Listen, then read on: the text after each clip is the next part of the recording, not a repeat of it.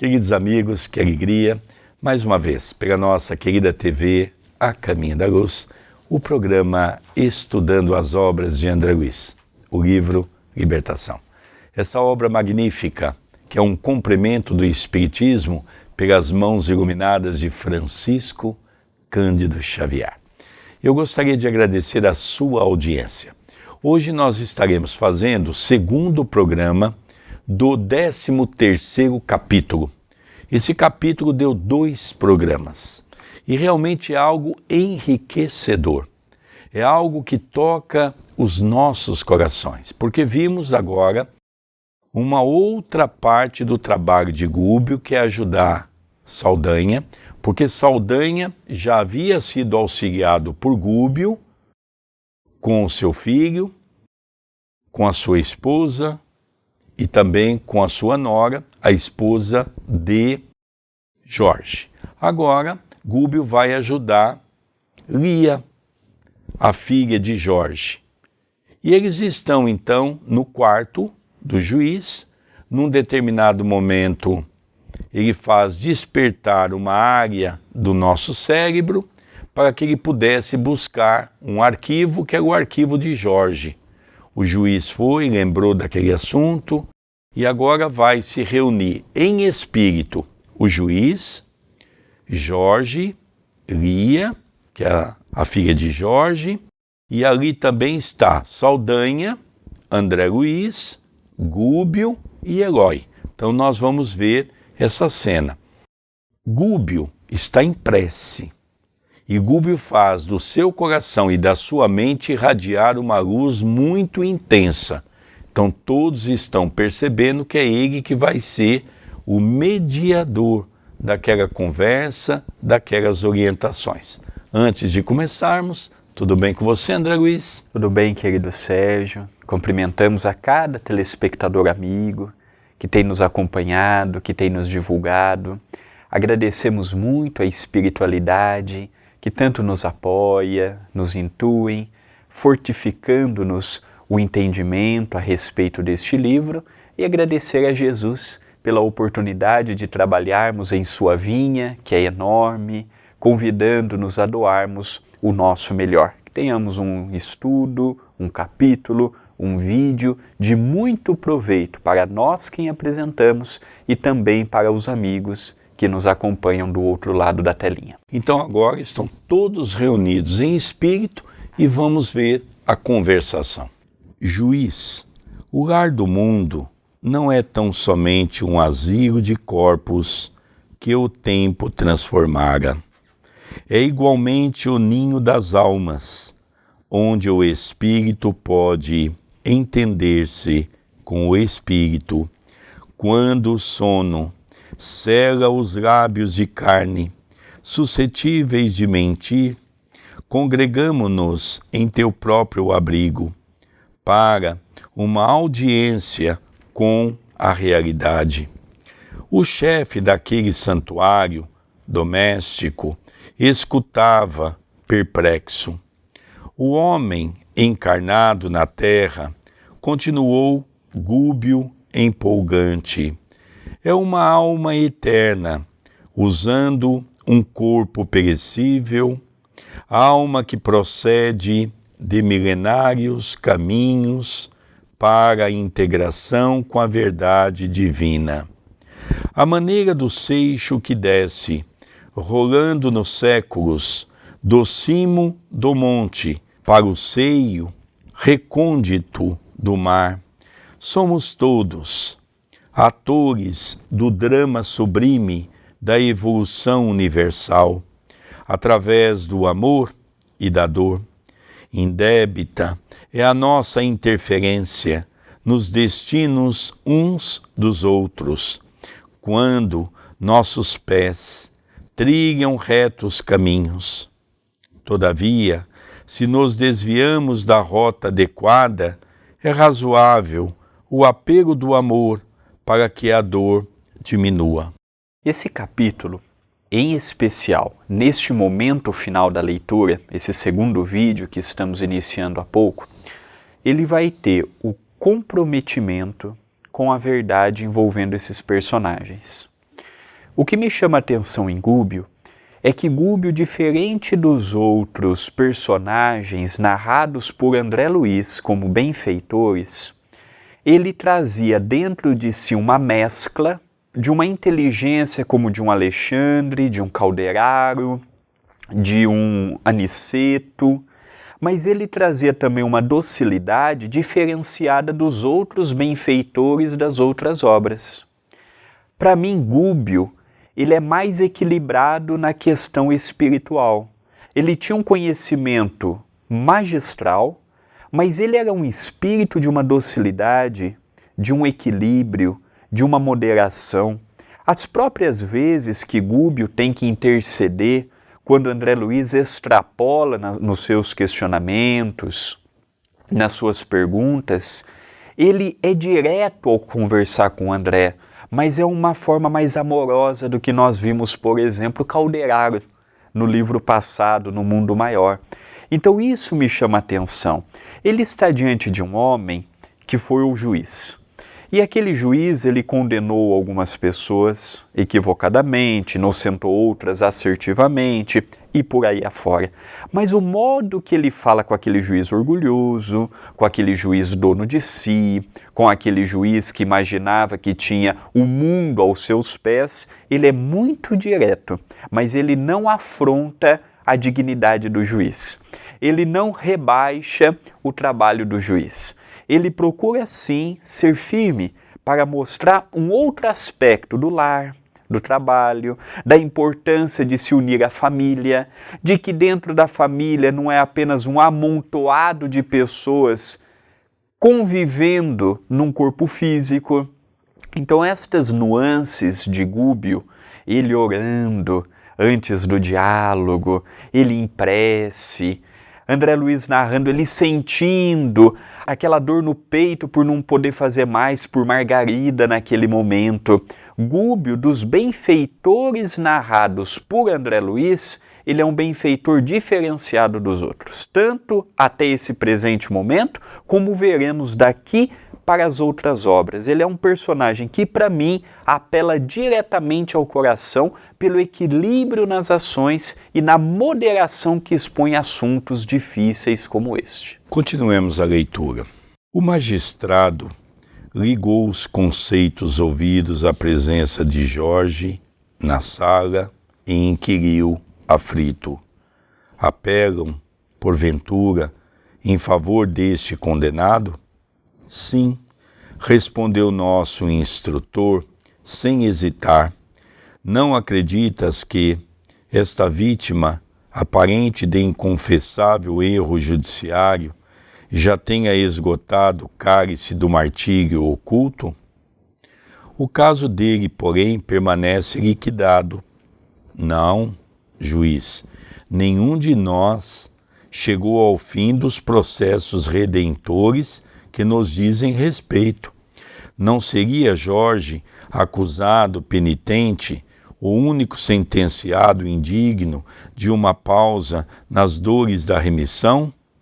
O interlocutor arregalou os olhos, mostrando certo orgulho ferido, e retorquiu quase sarcástico: mas eu fui o juiz da causa, consultei os códigos necessários.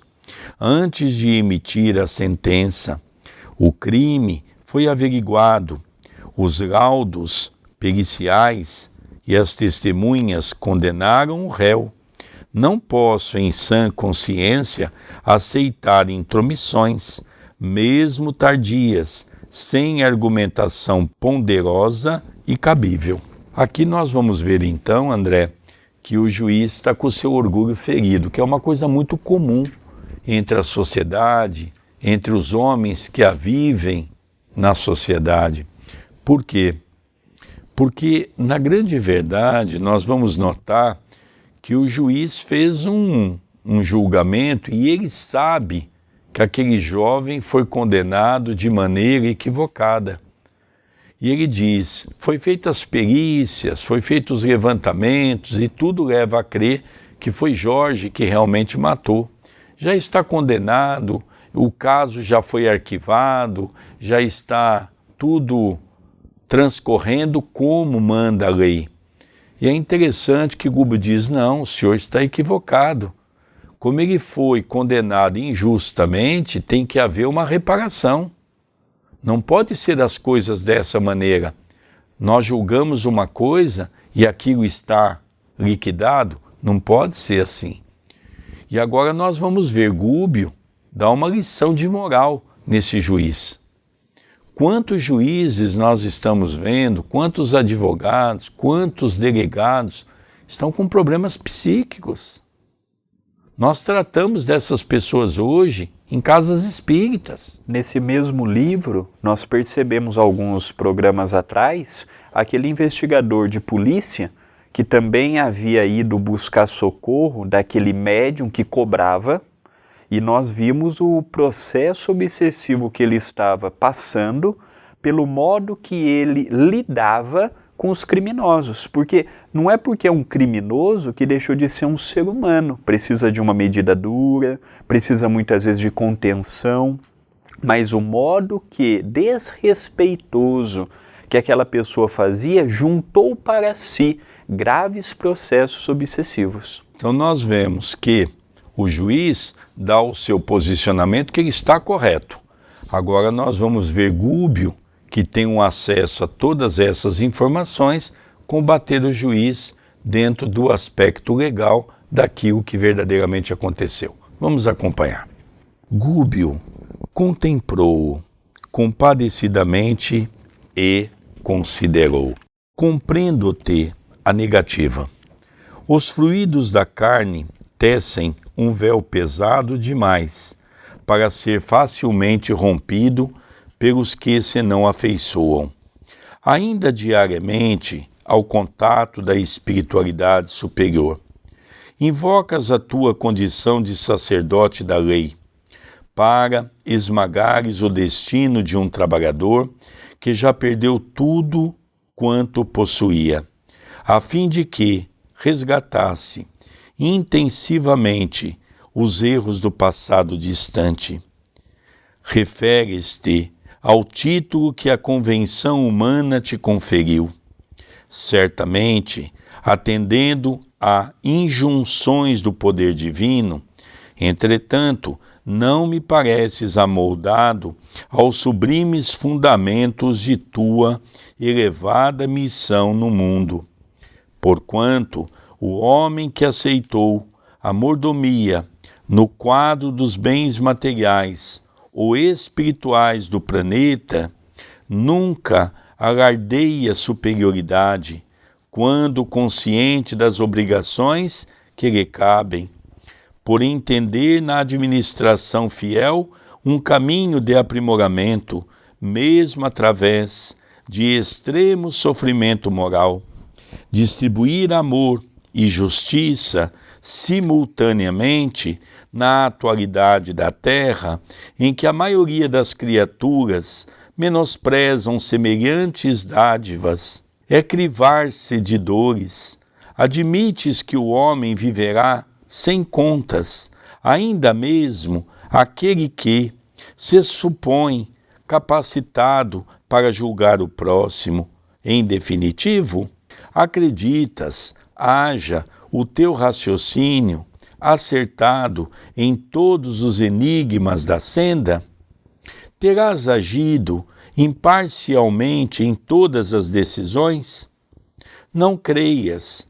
O justo juiz foi crucificado no madeiro de linhas retas por devotar-se no mundo à extrema retidão. Todos nós, na estrada multissecular do conhecimento edificante, muita vez colocamos o desejo acima do dever e o capricho a cavaleiro dos princípios redentores que nos compete observar. Em quantas ocasiões já se te inclinou o mandato às contrafações da política desintegrante dos homens, ávidos de transitório poder? Em quantos processos permitiste que os teus sentimentos se turvassem no personalismo delinquente? O homem em cuja presença identificava Saldanha, perigoso inimigo, revelava-se infinitamente confundido. Palidez cadavérica lhe cobria o semblante, sobre o qual grossas lágrimas principiaram a correr. É interessante quando Gubbio utiliza as argumentações refutando o que o juiz havia comentado em relação ao caso de Jorge, porque Gubbio diz, olha, Jorge perante as leis dos homens está pagando por um crime que não cometeu, mas perante a lei divina ele já ressarciu, ele já quitou um problema num passado distante. Aqui Gubbio não entra no pormenor se Jorge também já sentenciou pessoas, se Jorge foi um inquisidor. Aqui não entra qual foi o erro de Jorge, mas fala que ele só passou por aquilo que ele passou por conta de uma dificuldade que ele gerou num passado distante. Mas que aquilo perante a lei divina já estava liquidado. E o juiz, pelo poder que ele tinha, ele poderia pedir uma revisão do caso, que a nossa lei permite. E esta revisão ele poderia, mediante ao quadro em que ele se encontrava, no hospital psiquiátrico, com o seu corpo praticamente esquartejado no sentido não físico, mas espiritual mesmo, todo dilacerado, todo comprometido fisicamente e espiritualmente. Agora nós estamos vendo que a reação do juiz já começa a mudar um pouco, porque ele pensou que ele estava conversando com uma outra pessoa que o respeitaria simplesmente porque ele é um juiz, que é o que acontece mais ou menos no mundo em que vivemos. O juiz tem um poder muito grande e nós temos que saber a forma que tratamos um juiz, ele é uma autoridade da lei. E ali Gubbio tratou com muito respeito, tratou com muita dignidade, respeitou a posição daquele juiz, mas foi contra-argumentando, perguntando, por exemplo, olha, você acredita mesmo que em todos os vereditos que sentenciou você acertou? Você acredita que não possa ter inocentado um criminoso e culpado um inocente? Você não percebe, por exemplo, a vida de Jesus, que foi condenado sem ter feito um nada contra a lei judaica, contra a lei romana, contra os princípios farisaicos daquela época? Então aqui nós já estamos vendo que o magistrado está percebendo que ele não está conversando com qualquer pessoa. Ele não está conversando com alguém que vai o respeitar apenas pela posição que ele ocupava na sociedade. E aquelas argumentações de Gubbio já começou a desconcertar um pouco o juiz, porque ele começou a ver, eu não estou conversando com qualquer pessoa. Ele sabe do que ele está falando e ele sabe onde ele quer chegar. Interessante, eu também fui tocado numa parte dessa conversa, porque primeiro que o juiz e todos aqueles membros estão em estado espiritual. E quando ele diz que Jorge havia cometido crime, sim, mas em vida anterior, mostra ao juiz que aquilo que ele está fazendo hoje vai também propiciar a ele uma oportunidade de resgate em vidas futuras. O juiz está começando a ver uma lógica dentro da lei natural que Deus criou. Nós, desde o começo, estamos dizendo, Jorge não é vítima. Jorge está passando por uma colheita daquilo que ele mesmo plantou. O juiz, ele está plantando algo que com certeza um dia vai colher. Então é isso que Gubbio está tentando fazer com que o juiz possa rever a sua decisão, já que todos sabem que houve um equívoco, já que todos sabem que houve um erro. E o André muito bem mencionou nos seus comentários agora, é que o juiz começa a perceber que ele está falando com uma autoridade, que conhece perfeitamente a sua conduta nesses 20 anos de magistrado. Quer dizer, os espíritos sabem de tudo que ele fez. Então é como dizia Paulo, nós podemos esconder um homem de outro homem, mas não podemos esconder o pensamento dos espíritos. Vamos continuar a leitura, porque Gúbio ainda continua a falar para o juiz. Juiz, continuou Gúbio, em voz firme, não fosse a compaixão divina que te concede ao ministério diversos auxiliares invisíveis, amparando-te as ações, por amor à justiça que representas, e as vítimas dos teus erros involuntários e das paixões obcecantes daqueles que te cercam não te permitiriam a permanência no cargo. Teu palácio residencial mostra-se repleto de sombras.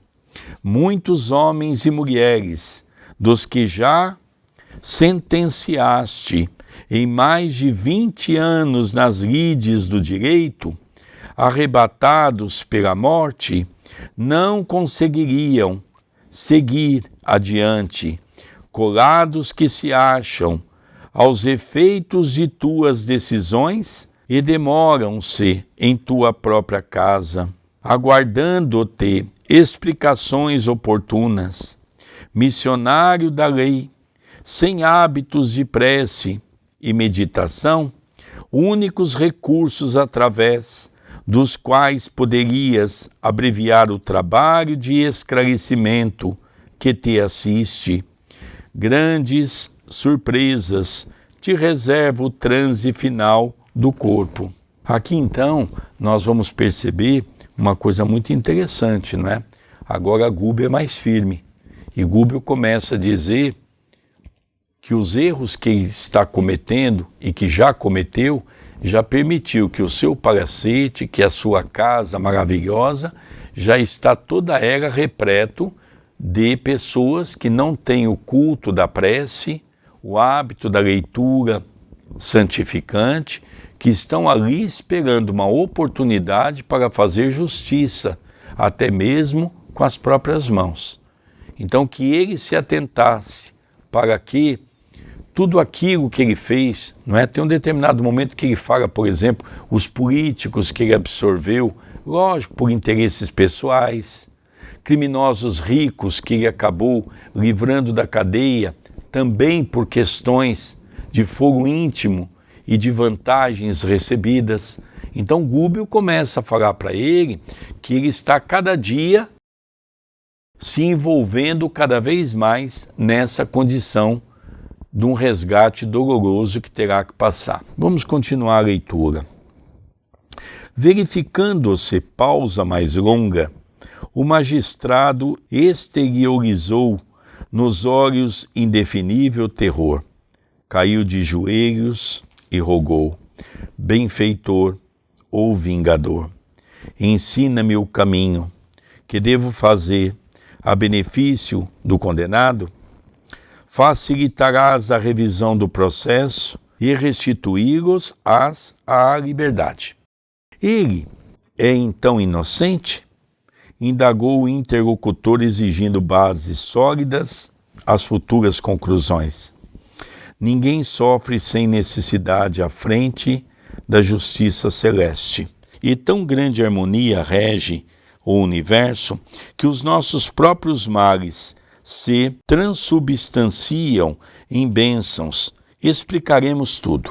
E dando-nos a perceber que precisava gravar na mente do juiz quanto se lhe pedia da ação providencial, continuou: não te circunscreverás a mencionada medida, amparar-lhe-ás a filha, hoje internada, por favor, em tua casa, em estabelecimento condigno, onde possa receber a necessária educação. Mas interveio o jurista: esta menina não é minha filha. Não serias, entretanto, convocado por nós a semelhante encargo, se não pudesses recebê-lo. Crês, porém, que o dinheiro em disponibilidade deva satisfazer tão somente as exigências daqueles que se reuniram a nós dentro dos laços consanguíneos? Liberta o coração. Meu amigo, respira em mais alto clima. Aprende a semear amor no chão em que pisas. Quanto mais eminentemente colocada na experiência humana, mais intensivo pode tornar-se o esforço da criatura na própria elevação. Na terra, a justiça abre tribunais para examinar o crime em seus aspectos variados, especializando-se na identificação do mal. Todavia, no céu, a harmonia descerra santuários, apreciando-nos a bondade e a virtude, consagrando-se à exaltação do bem, na totalidade dos seus ângulos divinos.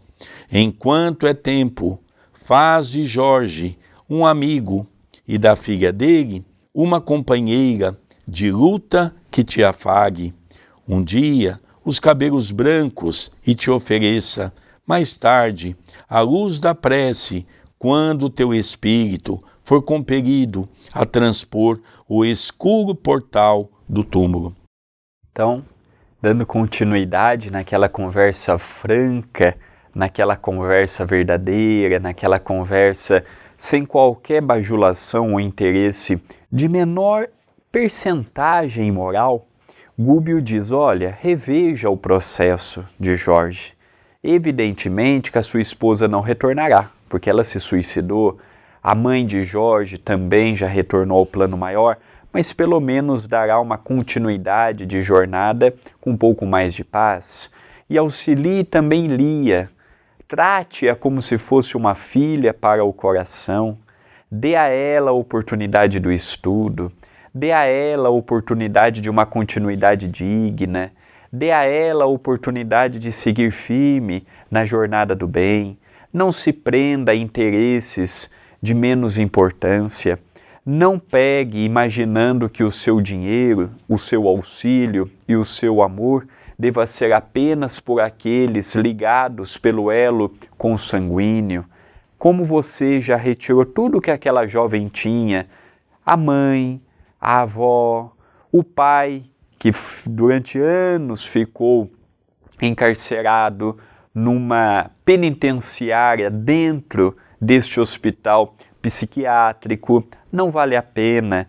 Veja maior, veja grande, procure divulgar o sentimento que todos nós possuímos. Quem sabe amanhã, já com os cabelos brancos, já na velhice, não venha uma prece de uma jovem como esta em teu encontro, fortalecendo o teu caminho, a caminhada, a jornada. E agora nós vamos ver o magistrado, que há pouco já perguntou, mas como eu posso fazer isso? Novamente pedindo elucidações de como deve proceder daquele momento em diante, no caso do Jorge e da sua filha Lia. Continuemos a leitura. O juiz, em pranto, interrogou: como agir, porém? Amanhã, informou o instrutor calmo e persuasivo: te erguerás do leito sem a lembrança integral do nosso entendimento de agora, porque o cérebro de carne é um instrumento delicado, incapaz de suportar a carga de duas vidas, mas ideias novas surgir-te-ão formosas e claras, com respeito ao bem que necessitas praticar. A intuição, contudo, que é o disco milagroso da consciência, funcionará livremente, retransmitindo-te as sugestões dessa hora de luz e paz. Qual canteiro de bênçãos, ofertando-te flores perfumosas e espontâneas. Chegado esse momento, não permitas que o cálculo te abafe, o impulso das boas obras, no coração hesitante, o raciocínio vulgar luta contra o sentimento renovador, turvando-lhe a corrente límpida com o receio de ingratidão ou com ruinosa obediência aos preconceitos estabelecidos. Gúbio vai mostrando ao juiz a importância. Sabia ele que não mudaria imediatamente, o juiz também já tinha uma certa idade, já havia viciado muitas coisas no modo de ver, no modo de lidar, mas que ali era uma oportunidade dele rever a sua própria ação, dele rever a sua conduta, dele não cristalizar os seus sentimentos, dele começar a ver que existem mais coisas fora do que os seus olhos podem ver, do que a sua intelectualidade pode conceber, é para ele abrir mesmo perspectivas para o novo nesse quadro que ele é defrontado do caso Jorge. É interessante também, André, porque Gúbio fala para ele, quando você despertar pela manhã, você não vai ter muitas lembranças do que está acontecendo agora, porque não tem como viver dois momentos ao mesmo tempo. Quando você voltar para o corpo, vai ter um esquecimento daquilo que houve na noite de hoje. Você vai ter apenas uma lembrança espiritual daquilo que você vai ter que fazer. Quantas vezes na nossa vida nós também vamos dormir preocupado por alguma situação e acordamos com a resposta daquilo que temos que fazer. Tenha certeza que já aconteceu comigo, já aconteceu com o André, já aconteceu com você que está nos ouvindo, não é? Isso é muito mais comum do que nós imaginamos. Vamos dar continuidade à leitura. Diante de Saldanha, que acompanhava a cena, demonstrando indizível bem-estar, Jorge e a filha trocavam olhares de alegria e esperança. O magistrado contemplou-os, pensativo, notando-se-lhe o propósito de endereçar ao nosso instrutor novas interpelações. Dominado, no entanto, pelas emoções do minuto, calou-se, resignado e humilde. Gúbio, entretanto, perscrutando-lhe os pensamentos, tocou-lhe a fronte, de leve, com ambas as mãos, e falou em voz firme. Gostarias que me expressasse a respeito da culpabilidade do réu, a fim de que a tua consciência de julgador consolide certos pontos de vista, já esposados no processo a que nos reportamos. Em verdade, quanto ao delito de que é presentemente acusado, Jorge tem as suas mãos limpas. Entretanto, a existência humana é como precioso tecido de que os olhos mortais apenas enxergam o lado avesso. Nos sofrimentos de hoje, solvemos os débitos de ontem.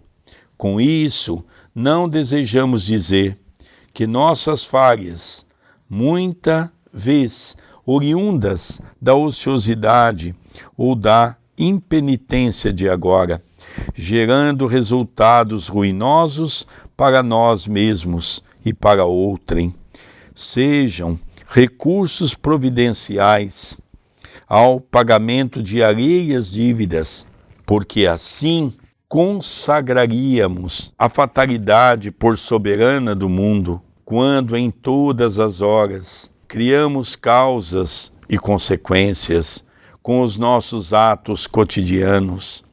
As entidades que pranteiam as tuas portas não choram sem razão, e mais dia menos dia, a toga que envergas temporariamente acertará contas com todos aqueles que, em torno dela, se lastimam. Jorge, porém, que aqui não se encontra em reclamações, e sim, trazido por nós para benéfico entendimento, libertou certa parte do pretérito doloroso. É interessante que Jorge, apesar de ter sofrido muito, tanto fisicamente quanto moralmente, Jorge ele não nutria uma revolta. O pai, sim, Saldanha, ele estava com mais ódio no coração por ver o filho naquela condição do que o próprio filho.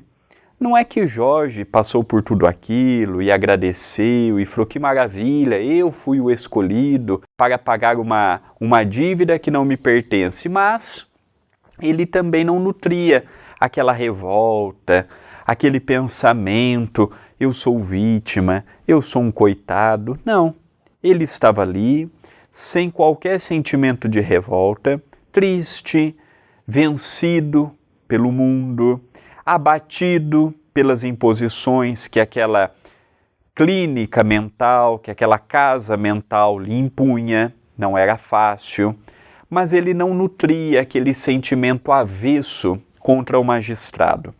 E por esse sentimento que Jorge tinha, ele conseguiu quitar parte da sua dívida oriunda do pretérito. Toda, ainda não, mas uma boa parte do que ele devia, uma boa parte dos seus equívocos. E diz Gúbio que ali ele foi levado não na condição de um perseguidor a este juiz, mas na condição de um irmão que precisou muito do seu auxílio para com a filha, para com ele próprio.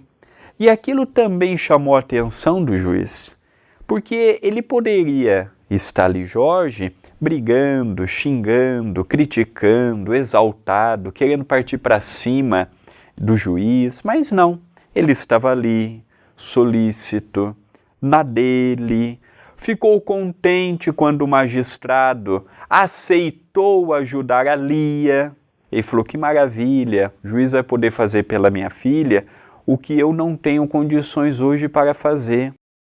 E Saldanha, que acompanhava tudo isto, que é quem tomou as dores do filho, quem se converteu em verdugo cruel da família, envolvendo Margarida, nós vamos perceber que ele já começa a ver, mas se o meu filho está nessa calma, e se o juiz, mesmo equivocado, confesso, aceitou ajudar a minha neta, aceitou ajudar o meu filho, eu creio que eu estou no caminho errado, que a perseguição, a vingança não me levará a lugar algum.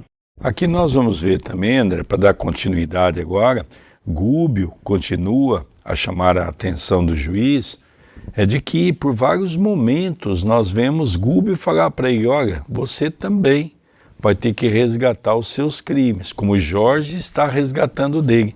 Foi isso uma das coisas que está deixando o juiz, de uma certa maneira, bastante preocupado. Vamos continuar a leitura. Gúbio, a essa altura, fez grande pausa em suas elucidações. Fixou o interlocutor mais profundamente e prosseguiu com grave entono. Juiz, pessoas e sucessos que nos afetam a consciência de maneira particular não constituem objeto vulgar na marcha reveladora da vida. Por agora, trazes a mente subjugada pelo choque biológico do retorno à carne e não poderia seguir-nos na exumação do passado recente. Já te auscultei, no entanto, os arquivos mentais e vejo os quadros que o tempo não destrói. No século findo, guardavas o título de posse sobre extensa faixa de terra e orgulhavas-te da posição de senhor de dezenas de escravos que, em maioria reencarnados, atualmente te integram a falange de colaboradores nos trabalhos comuns a que te sentes constrangido pela máquina funcional. A todos eles deves assistência e carinho, auxílio e compreensão. Nem todos os servos do passado, porém, se confundem no mesmo naipe de relações com o teu espírito. Alguns se salientaram no drama que viveste e volvem no teu caminho, impressionando-te o coração. Jorge de hoje era ontem teu escravo, embora nascesse quase sobre o mesmo teto que te assinalou os primeiros vagidos.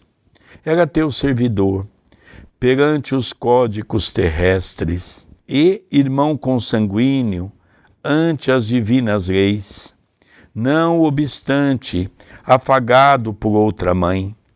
Nunca lhe perdoaste semelhante aproximação, considerada em tua casa por aviltante ultraje ao nome familiar.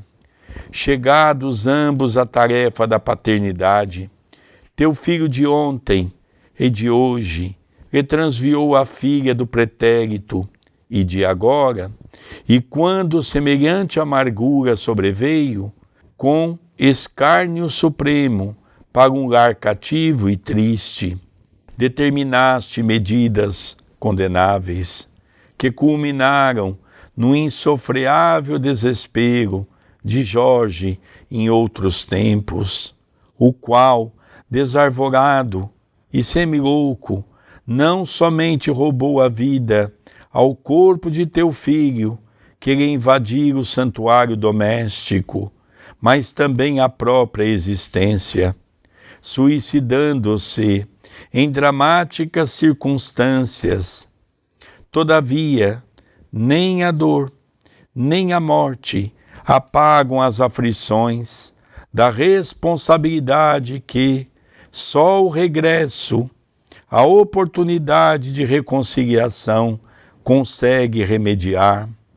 E aqui te encontras, de novo, diante do condenado, junto do qual sempre te inclinaste à antipatia gratuita, e ao lado da jovem, a quem prometeste amparar, por filha muito querida ao coração.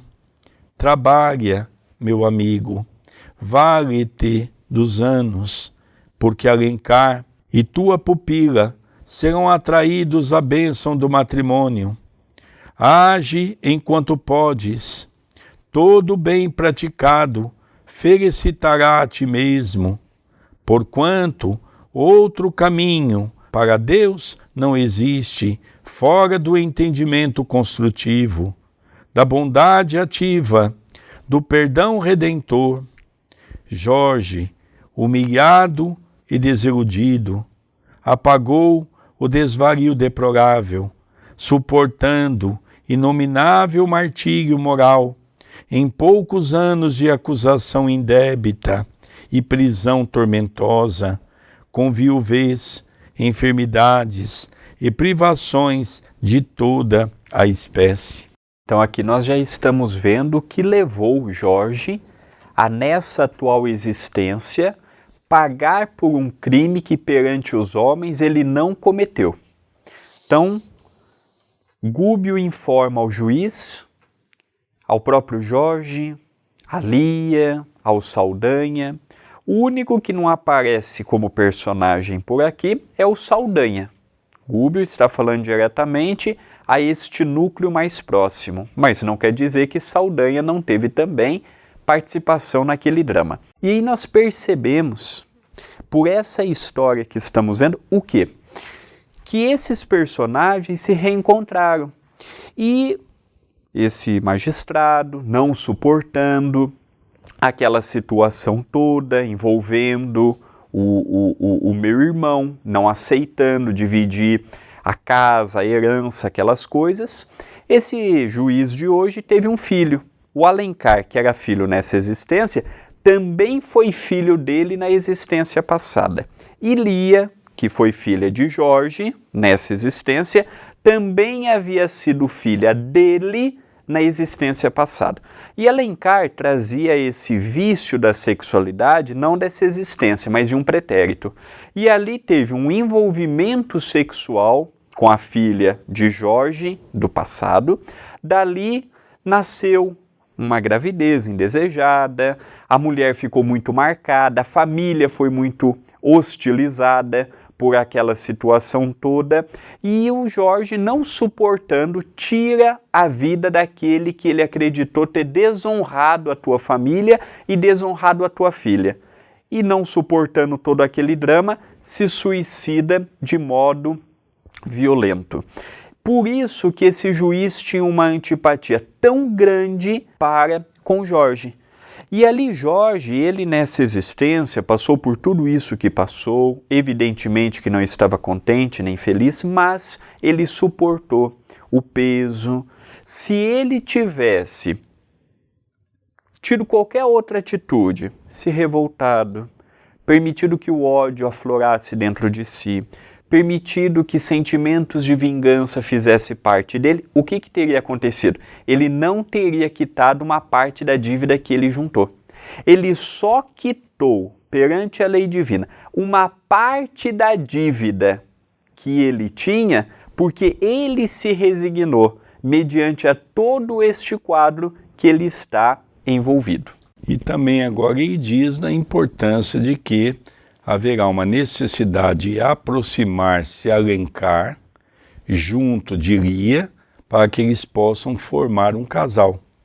Então tudo isso dentro da expectativa divina e que o juiz deveria colaborar com essa situação. Vamos continuar a leitura. O nosso orientador fitou-o, compadecido, na pausa mais ou menos longa que se fizera, e rematou: não te dispões, por tua vez, aos testemunhos salvadores? Abago salutar, oculto à nossa apreciação, certamente sulcava, fundo, o espírito do magistrado, que mostrava o semblante extremamente transformado. Vimo-lo levantar-se em lágrimas cambaleante, a força magnética do nosso instrutor alcançara-lhe as fibras mais íntimas, porquanto os olhos dele pareciam iluminados de súbita determinação. Abeirou-se de Jorge, estendeu-lhe a destra em sinal de fraternidade, que o filho de Saldanha beijou igualmente em pranto, e em seguida acercou-se da jovem, abriu-lhe os braços acolhedores e exclamou comovido: serás minha filha, doravante, para sempre. Indescritível contentamento marcou-nos o inovidável minuto.